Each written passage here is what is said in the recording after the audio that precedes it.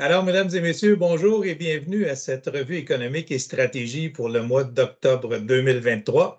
Mon nom est Jean-François Gosselin. Je suis gestionnaire de portefeuille au sein du groupe Gosselin-Dubuc-Mazigy. Et aujourd'hui, je suis accompagné de mes deux collègues, Alexandre et Marc. Alors, bonjour les gars. Bonjour. Bonjour. Alors, sans plus tarder, si vous voulez bien, on va commencer à regarder l'agenda de la présentation. On va commencer par regarder le sentiment du marché. On va voir les différents scénarios économiques avec lesquels on travaille. On va ensuite parler de l'évolution de notre stratégie et de différents indicateurs économiques que l'on suit de très près. Donc, vous avez vu au cours des derniers mois, il y a beaucoup de pression sur les marchés boursiers, les marchés financiers. On est dans la période où le mordant des premières hausses de taux d'intérêt qu'on a eues commence à se faire sentir. Donc, on est vraiment dans la fourchette 18 à 24 mois. Et l'indicateur du sentiment de marché, ce qu'on a, c'est qu'il est à 38. Donc, il se rapproche pas mal du pessimisme extrême. On a quand même eu un bon début d'année. Jusqu'au mois de juillet, les marchés progressaient très bien. C'était même surprenant.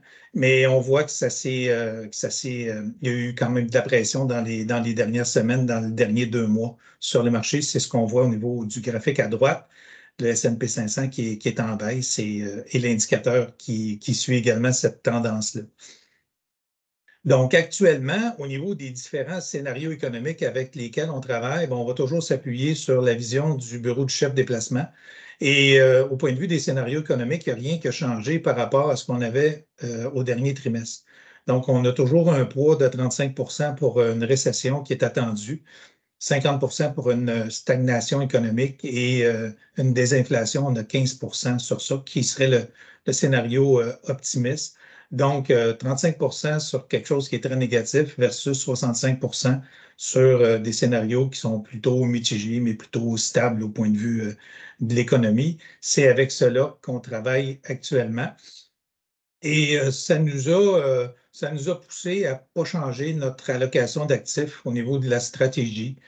Vous avez la stratégie à l'écran pour un portefeuille équilibré, donc on est toujours légèrement sous-pondéré en liquidité. On est nettement sous-pondéré en revenu fixe. Pour ce qui est des actions canadiennes, on est surpondéré de 2 à 20 sur une cible de 18. En actions américaines et étrangères, on est neutre et on est nettement surpondéré dans les stratégies alternatives où on trouve qu'il y a quand même un petit peu plus d'opportunités actuellement. On a fait certains ajustements dans les portefeuilles, pas quelque chose de majeur, des ajustements qui sont plutôt mineurs. Dans la catégorie des obligations pour les comptes non taxables, on a remplacé la position HBB par la position VAB. Et pour les comptes taxables, on a commencé à remplacer le fonds TD par une solution qui nous est proposée par Dynamique là, qui permet de bonifier les revenus de la catégorie des revenus fixes. Et au niveau des placements alternatifs, pour ce qui est des comptes non taxables, on a ajouté aussi une solution, une nouvelle stratégie là, qui nous a été proposée par Dynamique pour diversifier davantage la classe d'actifs, mais aussi pour augmenter les revenus. Donc, là, cette solution-là nous permet d'aller chercher un meilleur revenu courant. Maintenant, je vais céder la parole à Marc. Marc, j'aimerais que tu nous parles un petit peu tu sais, on entend vraiment les stratèges qui sont négatifs depuis le début de l'année. Les marchés boursiers ont surpris à la hausse, là, je dirais, jusqu'à la fin du mois de juillet. Y a-t-il quelque chose qu'on a échappé de ce côté-là? Qu'est-ce qui n'a pas été... Bref, je te laisse nous parler de ça. Oui, merci Jean-François. Effectivement, je pense que dans la communauté financière, beaucoup de gens étaient négatifs, même déjà depuis le début de l'année passée.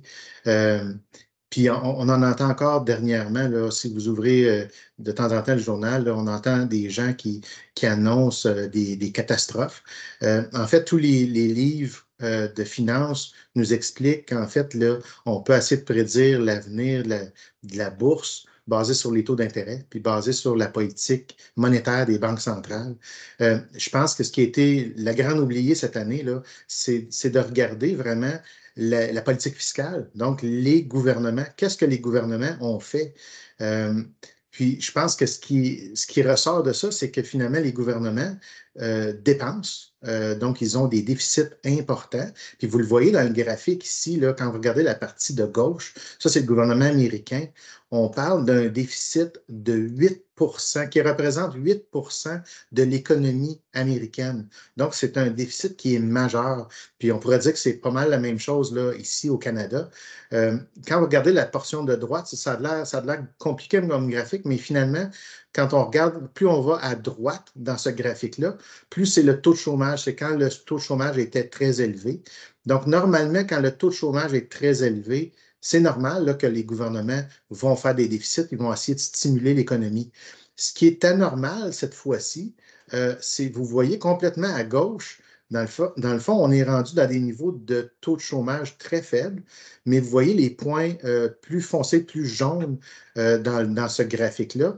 C'est, par exemple, les années 2021, 2022, 2023.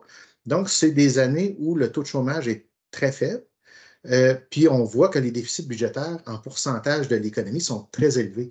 Donc, les gouvernements continuent de stimuler l'économie de façon importante. Puis on pourrait dire qu'ils annulent finalement tout l'effet des hausses de taux qui est fait par les banques centrales. Donc, les banques centrales essaient de ralentir l'économie, puis de l'autre côté, les gouvernements stimulent l'économie. Donc, un annule l'autre. Puis c'est ça qui a changé un peu les pronostics cette année, parce que les profits des entreprises demeurent très, très bons.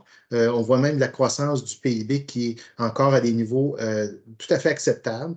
Donc, un scénario alternatif qu'on peut regarder, c'est d'être très constructif là, sur l'économie, peut-être pour l'année 2024, donc où on aura peut-être des baisses de taux. Si on regarde à la page suivante, Jean-François, justement, c'est un graphique qu'on a déjà utilisé, c'est une page qu'on a déjà utilisée sur les banques centrales, que ce soit au Canada, aux États-Unis ou en Europe. Je pense que le consensus maintenant, c'est justement de ne plus bouger. On est peut-être rendu au point où les banques centrales ont assez monté leur taux. En tout cas, pour la prochaine rencontre, vous voyez les pronostics en haut à gauche, vous voyez la barre plus foncée, là, on parle de 70 de probabilité au Canada qu'il n'y ait pas de hausse de taux à la prochaine rencontre. Ça monte à 82 aux États-Unis, puis même au-dessus de 90 pour l'Europe. Donc, pas mal tout le monde est dans le même camp. Pas de hausse de taux dans un avenir rapproché.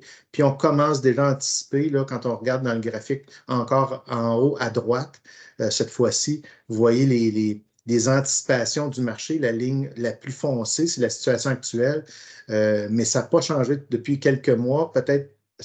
Les pronostics sont des baisses un petit peu moins fortes qu'attendues il y a quelques mois, mais on voit encore des baisses de taux d'intérêt pour 2024. Puis je répète, je trouve que c'est encore constructif là, pour l'économie, contrairement à ce que beaucoup de gens pensent. Si on va à la page suivante, Jean-François, on voit justement les données économiques. Donc, d'inflation, l'inflation commence à se replacer. Le marché de l'emploi, là, on parle du Canada, le marché de l'emploi est encore très solide. C'est vraiment du côté droit, du côté des mises en chantier, donc du côté de l'immobilier, que là, il y a vraiment un stress. Effectivement, je pense qu'on devrait, s'il y a des baisses de taux dès le début de l'année prochaine ou dans le milieu de l'année prochaine, on va peut-être commencer, les gens vont commencer à s'habituer à ces taux-là, puis ça va peut-être commencer à se replacer, mais on va regarder ça de près, c'est certain. À la page suivante, Jean-François, c'est du côté américain.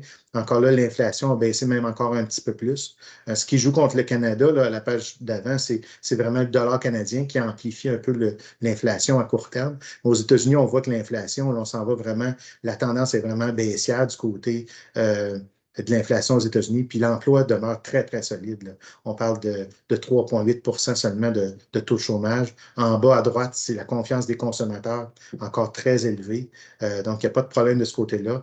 Le point qui était négatif en haut à droite, c'est la confiance des manufacturiers qui était en baisse. On était en période de, si vous voulez, de contraction au niveau de l'industriel aux États-Unis, mais on commence à voir cette courbe-là s'inverser ou la tendance changer. On sent que la confiance des industriels recommence à monter.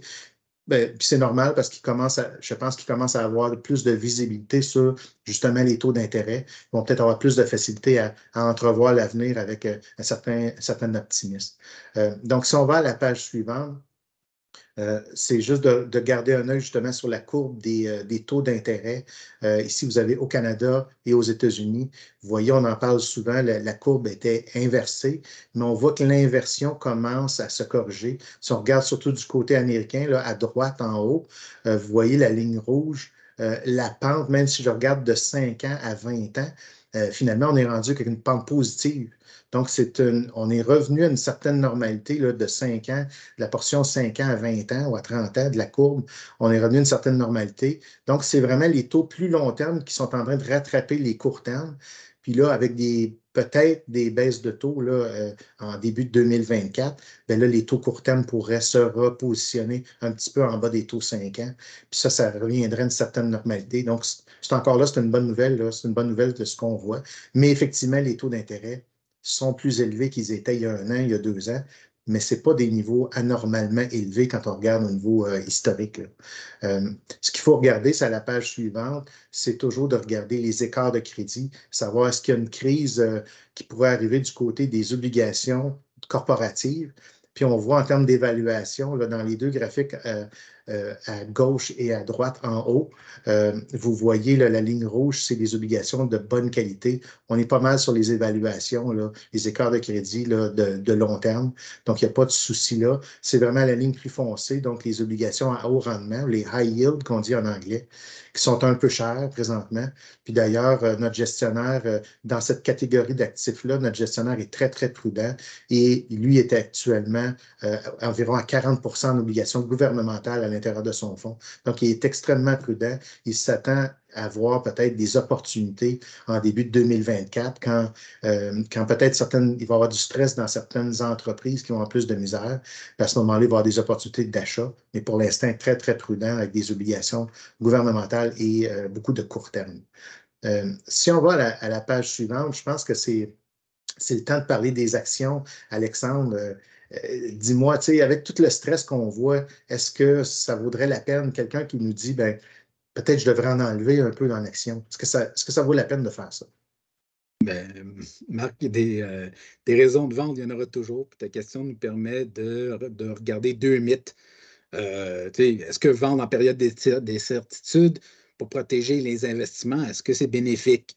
Ben, quand tu vends en période d'incertitude, tout ce que tu fais, c'est que tu cristallises tes pertes. Alors, oui, il va y avoir de l'incertitude, oui, il va y avoir de la volatilité, mais c'est le prix à payer pour l'appréciation du capital à long terme. Et si on regarde le graphique à droite, ben, on voit que oui, des fois, il y a des baisses violentes, mais les rebonds peuvent être tout aussi violents. Et il faut être là pour les rebonds. Parce que si on regarde la tendance à long terme, la ligne rouge, ben, elle est haussière. Alors, c'est du bas en bas à gauche vers le haut à droite. Mais pour avoir cette belle augmentation du capital, ben, il faut endurer cette volatilité-là. Okay? Et si on regarde la prochaine page, ben, un élément qui touche, c'est les récessions. Alors, est-ce que les récessions entraînent des lourdes pertes? Oui, si on regarde le graphique, le tableau à droite, ben, pendant les récessions, la moyenne de performance, c'est -1. Si on remonte à 1973, c'est pas le fun. Mais regardez les rebonds. Les 12 mois après une récession, la performance, 11%. Pour la période complète, qui est avant, les 12 mois avant la récession et les 12 mois après, la moyenne de performance est 18. Alors, si on a vendu, on s'est mis sur les lignes de côté, tout ce qu'on a encaissé, c'est les pertes, et on manque le rebond, ça peut faire du tort incroyable à un portefeuille. Si on regarde les marchés où on est rendu en ce moment, le marché américain, ben, on a eu un beau rebond depuis le début de l'année. On a eu un petit peu plus plate, mais on est rendu à un court bénéfice qui retourne vers une moyenne historique. Et on est à 18 le ratio court-bénéfice est à 18 fois. Ça s'explique aussi par le poids des technologies. Les grosses compagnies technologiques, surtout les 7 grosses, comme les 7 magnifiques qu'ils appellent aux États-Unis, ben, c'est des compagnies qui se vendent à des bénéfices beaucoup plus élevés et ça tire cette moyenne-là vers la hausse. Mais si on regarde la croissance anticipée des bénéfices pour 2024, le graphique en bas à droite, ben, pour 2024, on voit un rebond de la croissance anticipée des bénéfices. 2023, avec l'augmentation des taux d'intérêt qu'on a eu, c'est normal qu'on ait eu une petite claque de ce côté-là. Mais 2024, on revoit une croissance des bénéfices qui surpasse le 10 %. Si on regarde du côté canadien, le marché canadien, ben, il a été un peu plus stable en 2023. Il y a eu moins mal en 2022. Mais encore une fois, on regarde les courbes bénéfices du marché canadien et on est dans un marché, on est sous les moyennes historiques à 12,7 fois les bénéfices. Ça s'explique encore une fois par les composantes qui créent l'indice canadien. C'est surtout de l'énergie et de la finance. Des industries qui se vendent à des courbes bénéfices beaucoup plus bas. Mais encore une fois, du côté canadien, on voit un rebond de la croissance anticipée des bénéfices pour 2024, après un 2023 qui a été beaucoup plus difficile. Puis c'est encore la même chose du côté international. Côté international, on a eu un rebond du côté des marchés boursiers. Les cours bénéfices, 12,6 fois en dessous des moyennes historiques. Ça, pour le marché canadien, pour le marché international, ça veut dire qu'il y aurait peut-être plus d'opportunités du côté canadien et international. Ce 12,6-là s'explique aussi par le poids du Japon et du Royaume-Uni, des marchés qui se vendent historiquement à des cours bénéfices beaucoup plus bas. On voit, eux, encore une fois, une croissance anticipée des bénéfices pour 2024, après un 2023 qui a été beaucoup plus difficile à cause de l'augmentation des banques centrales mondiales, des taux d'intérêt qui a fait de mal à certaines industries. Alors, ça nous donne une image complète du côté boursier. Il faut juste garder l'œil sur le long terme et pas paniquer. Alors, je vous remercie. Je repasse la parole à Jean-François. Merci beaucoup, Alexandre. Merci, Marc. Je pense que c'est un bon mot de la fin, ça, Alex, c'est de garder le cap. Donc, c'est ce qu'on fait bien actuellement. On n'a pas le goût de réduire les positions en action pour l'instant. On continue à suivre l'évolution des marchés de très près et on garde contact ensemble. Donc, si vous avez des commentaires ou des questions sur la présentation, vous avez nos coordonnées à l'écran. Je vous invite à nous contacter. Et d'ici là, je vous souhaite de passer une belle fin de journée à tous et à toutes. À bientôt. Bonne journée.